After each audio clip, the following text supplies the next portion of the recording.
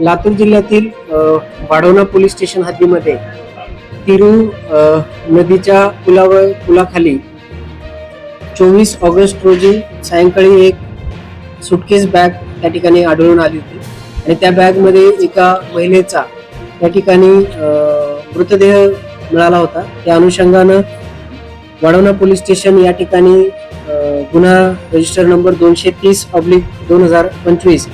BNS कलम 103/1/238 या अन्वये गुन्हा दाखल करण्यात आला होता. या गुन्ह्यामध्ये सुरुवातीला जी काही मयत महिला होती तर त्या मयत महिलेची ओळख पटवणं हे एक महत्वाचं चॅलेंज लातूर जिल्हा पोलिसांसमोर होतं आणि त्याचबरोबर या मयतेचा खून कुणी केला व कशासाठी केला ह्या पुढचं सुद्धा या गुन्ह्याची उकल करणं हे एक आव्हान त्या ठिकाणी होतं. मागील 10 दिवसापासून लातूर जिल्हा पोलिसांच्या सर्व पोलीस टीम्स या अनुषंगाने तपास वेगवेगळ्या पद्धतीने करत होते. त्यामध्ये जी काही बॅग मिळून आली होती त्या बॅगचा तपास, त्याचबरोबर मयत महिलेच्या अंगावरील जे काही आभूषण होते त्याचा तपास, त्याचबरोबर